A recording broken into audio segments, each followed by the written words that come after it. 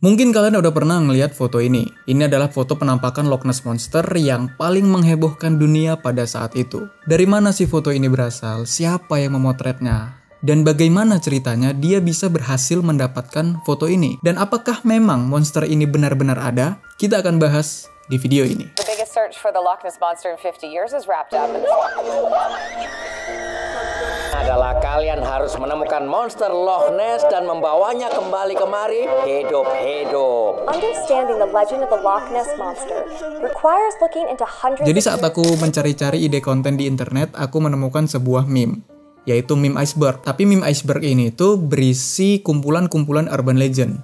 Mulai dari yang populer, yang umum diketahui oleh orang-orang, sampai ke yang tidak begitu populer atau jarang dikenal oleh orang-orang. Jadi aku kepikiran bagaimana kalau kita tamatin meme iceberg ini. Memang beberapa sih udah pernah kita bahas, seperti The Bunny Man, Mulut Robek, terus ada Charlie No Face, terus ada Bloody Mary, dan lain-lain. Tapi perjalanan untuk menamatkan meme ini tuh masih sangat panjang, masih banyak yang belum kita bahas. Dan aku kurang tahu juga apakah seluruh urban legend yang ada di meme ini bisa digali informasinya atau tidak. Tapi ya apa salahnya kalau kita coba aja. Dan kalau ngomongin meme iceberg ini yang versi urban legend Indonesia itu ada juga cuy. Cuman kayaknya susah sih nyari informasinya. Jadi kita tamatin meme iceberg yang ini dulu. Oke? Aku mulainya secara acak aja, yaitu dimulai dari Loch Ness Monster. Sebenarnya monster ini dipanggil dengan nama Nessie. Loch Ness itu adalah nama danau yang terletak di Skotlandia. Nah, karena monster ini kenampakannya itu ada di Loch Ness, di danau di Skotlandia itu, jadi mereka mengambil kata Ness-nya itu untuk menjadikan sebutan ke monster tersebut, yaitu Nessie. Sebenarnya pembahasan tentang namanya ini ada sih, cuman aku males ngebahasnya. Dilihat dari bentuknya, memang Loch Ness ini adalah danau yang memanjang di dataran tinggi Skotlandia. Membentang sekitar 37 km dan mengalir dari barat daya ke timur laut. Dan danau ini memiliki kedalaman sekitar 240 meter. Berbadan besar dan terkadang di badannya itu digambarkan dia memiliki satu punuk. Ataupun ada juga yang menggambarkannya itu dia memiliki dua punuk, memiliki sirip seperti anjing laut, dan punya ekor yang sangat panjang. Sebenarnya banyak legenda tentang penghuni-penghuni makhluk-makhluk air di Skotlandia. Tapi memang di antara legenda-legenda itu tidak ada yang menjelaskan secara spesifik kalau habitat mereka itu ada di Loch Ness.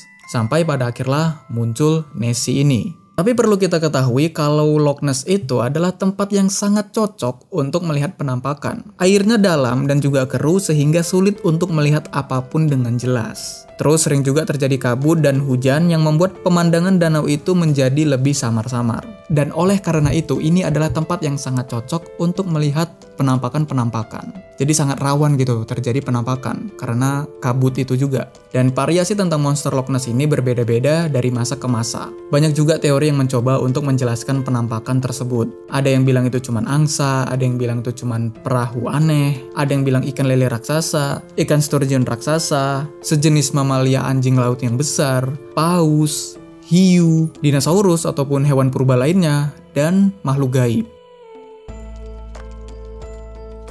Dengan banyaknya penampakan Nessie dari masa ke masa, dan oleh karena itu juga banyak orang yang percaya kalau Nessie ini benar-benar ada, hal ini membuat daya tarik kepada para ahli untuk meneliti tentang rumor tersebut. Dan mereka menemukan referensi tentang Nessie dalam sejarah Skotlandia yang berasal dari sekitar tahun 500 Masehi. Referensi tertulis paling awal tentang Nessie itu ada dari Saint Columba, seorang biarawan Irlandia yang melakukan perjalanan misioneris ke Skotlandia pada tahun 563 Masehi. Buat yang belum tahu perjalanan misioneris itu apa, dia itu kayak perjalanan untuk menyebarkan agama. Baru hampir 1 abad kemudian ada biografi tentang Saint Columba yang memuat kisah tentang Columba yang bertemu dengan monster di Loch Ness. Jadi dalam perjalanan Saint Columba itu bertemu dengan sekelompok orang yang membakar mayat pria. Yang kata mereka pria ini telah diculik dan dianiaya oleh binatang air saat dia berenang. Terus seiring berjalannya waktu, melihat seekor binatang yang menyerang manusia lain, Saint Columba turun tangan dan menyerukan nama Tuhan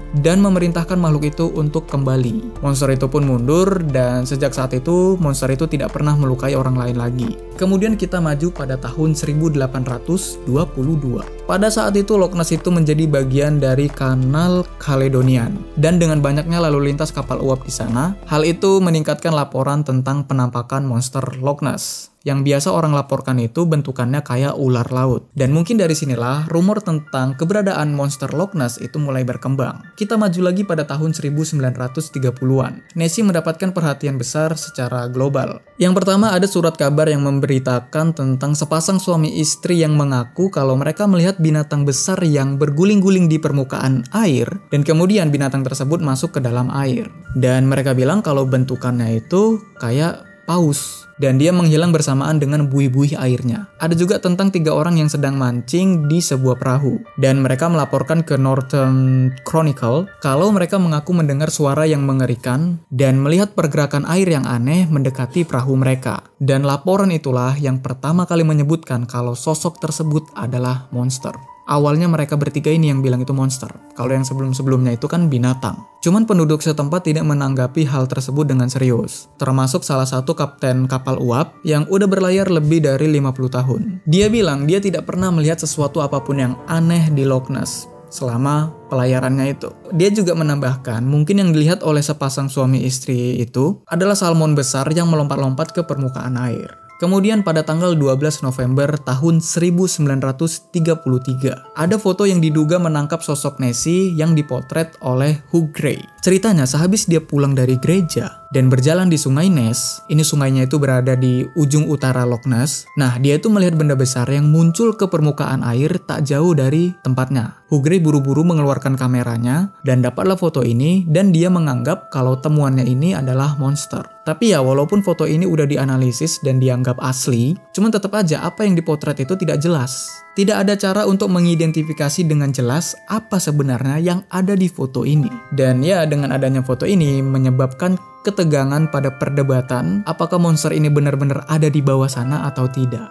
Jurnal ilmiah kemudian menerbitkan artikel tentang rumor keberadaan Nessie yang terbit sebulan setelah foto Hugh Gray itu ada, yaitu di bulan Desembernya. Kalau kita kutip dari jurnal tersebut, sang penulis telah menghabiskan waktu siangnya di Loch Ness di bulan Juli, tapi dia tidak menemukan sesuatu yang aneh di sana. Artikel tersebut kemudian menuliskan ada beberapa orang yang melihat sosok yang aneh, tapi dengan deskripsi yang berbeda-beda. Ada yang bilang mirip belut dengan punuk di atasnya, ada yang bilang kepala kecil, leher panjang dan badan besar, ada juga yang bilang tampak seperti perahu terbalik, terus bergerak dengan sangat cepat, dan terkadang digambarkan muncul dengan diiringi oleh buih-buih air. Dan dari deskripsi itu pun tebakan orang-orang makin bervariasi. Seperti belut besar, grampus, lumba-lumba, hiu, paus, anjing laut, berang-berang, ikan mola-mola, buaya, plesiosaurus, dan ular laut abad pertengahan. Bahkan ada yang nebak tidak masuk akal juga menurutku.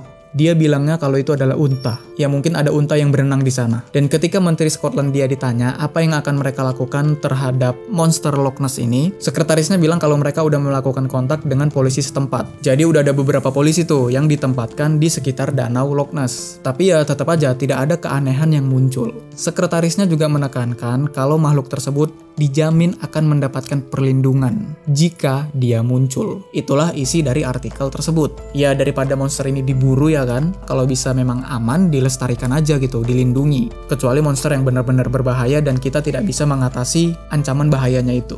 Dan masih banyak lagi laporan-laporan tentang monster Loch Ness ini, yang mana banyak juga yang dibantah tapi muncul lagi yang baru, gitu-gitu aja terus sampai ini yang kita tunggu-tunggu, foto Nessie yang paling menghebohkan dunia di antara yang lain.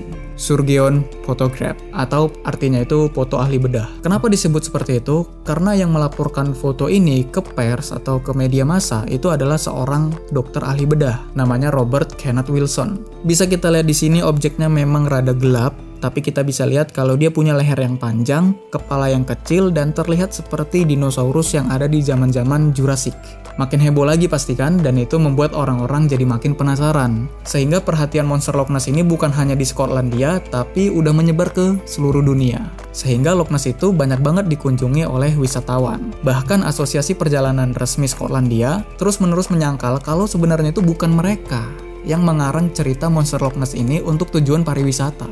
Oh ya, foto yang tadi itu dilaporkan pada tahun 1934. Kita maju lagi ke tahun 1951, ada foto baru tentang Nessie dari Lachlan Stuart yang menangkap foto yang diduga monster dengan penampakan 3 punuk di perairan Loch Ness. Tapi ya nggak butuh waktu yang lama, Pak Lachlan ini langsung mengaku cuy, kalau foto tersebut sebenarnya adalah palsu. Sebenarnya itu settingan, jadi dia itu membuat tumpukan jerami terus dihanyutkan ke Danau Loch Ness, baru difoto. Baru maju lagi di tahun 1975, keaslian foto ahli bedah itu mulai dipertanyakan. Karena ada yang mengaku kalau foto tersebut adalah hoax atau palsu.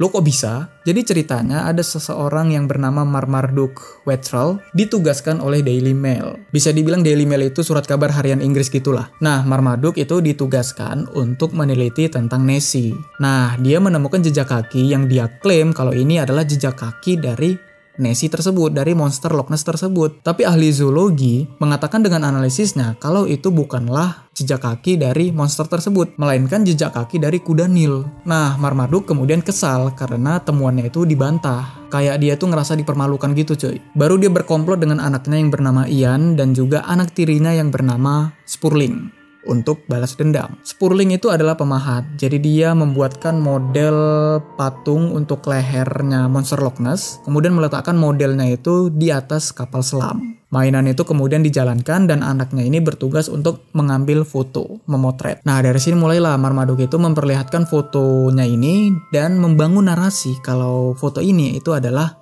monster Loch Ness. Baru sampailah foto ini ke temannya yang ahli bedah itu. Baru dokter itulah yang melaporkannya ke pers atau ke media massa. Dari tahun 34 sampai tahun 75. Sekitar 41 tahun lah baru foto ini mulai dipertanyakan dan terungkap kebenarannya. Meskipun foto ini pada akhirnya bukan bukti mengenai keberadaan monster Loch Ness, foto ahli bedah memiliki dampak yang luar biasa terhadap pemikiran, gagasan, dan keyakinan banyak orang di seluruh dunia. Ya, ini tetap menjadi bagian penting dalam sejarah fotografinya dan berfungsi sebagai pengingat akan hubungan antara fotografi dan kebenaran yang berubah-ubah. Nah, seiring dengan berkembangnya teknologi, keberadaan monster Loch Ness bisa dibilang semakin diragukan gitu cuy. Semakin memudar. Atau bisa dibilang teori yang menyangkal keberadaan monster tersebut itu udah makin canggih. Pada tahun 2019, Profesor Neil Gemmell, ahli genetika Selandia Baru, memimpin proyek yang bertujuan untuk membuat list semua spesies yang hidup di Loch Ness dengan menggunakan analisis DNA. Dan tak satupun dari 500 juta rangkaian DNA dari sampel air Loch Ness itu yang menunjukkan adanya bukti makhluk dinosaurus di sana. Tapi dia menemukan sejumlah DNA belut. Jadi ya dia berspekulasi atau berpendapat mungkin ada belut raksasa di Loch Ness ini. Tapi kata beberapa orang, kalau cuma belut mah orang itu nggak sampai heran gitu kan. Karena ya kenampakan belut itu udah hal yang biasa gitu.